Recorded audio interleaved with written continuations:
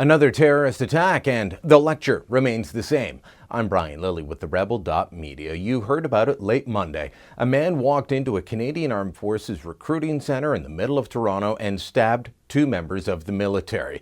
He was subdued by people on the scene, and now we know who he is and the charges he's facing.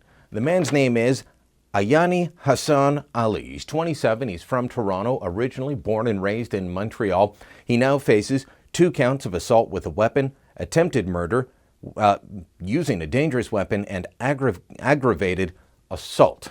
Now, Toronto Police Chief Mark Saunders, kudos to him. He was quick to say there was a possible terrorist link within hours of this happening, and then on Tuesday we found out why.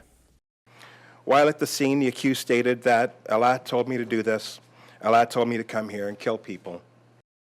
Now, Saunders is careful to point out that as the Toronto Police Service, he is heading a municipal service and only looking after the charges we've laid out: the attempted murder, the aggravated assault. Anything else that relates to terrorism is going to be handled by the RCMP. And the chief is quick to point out that it's in the early stages of that investigation. At this point, they can't point to any organizations or groups he was known to work with.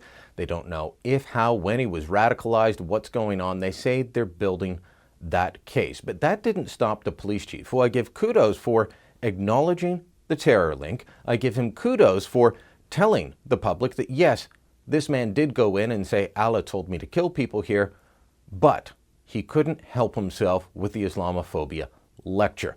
Listen to this question, which is really about, do you know if the man was taking drugs? Will he be tested for drugs? And Saunders turned it into a chance to lecture on Islamophobia. One of the issues is a lot of these terrorists, more so overseas than here, they use drugs, they take drugs before they go in and do these attacks. Could there be blood testing on this guy to see if there was any drugs in his system, and maybe that's why he was non-responsive or behaving the way he was? Well, I'm not going to get into that right now. One of the things that I want to be very, very careful of when it comes to the national security piece, that we don't go through that Islamophobia nonsense.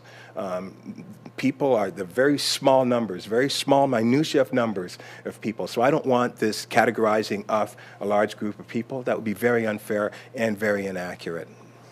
Now, let me be clear. There should be no backlash against Muslims over this attack. But the fact is, we hear more about a potential backlash than about any backlash, real or imagined. In fact, one of the most recent examples bulletined across the country of an apparent Islamophobia attack was 4 men being shot at a Muslim cemetery near Calgary. Turns out that was gangs settling a turf war. Had nothing to do with Islamophobia, had nothing to do with religion at all. Probably more to do with the drug trade. Which brings us back to Mr. Ali. Was he on drugs at the time? We're going to have to wait. What was his motivation? Well, that's clear. Allah told him to do it. But was he acting alone? Was he inspired by somebody? Was he directed, as we have found out in similar lone wolf cases in the past, that, yeah, they had some online discussions, they had some online direction? Those are the things that we hopefully will find out in the days and weeks to come. Thanks for watching. Click here to never miss a Rebel update. Want even more of the Rebel? Well, click here to become a premium member.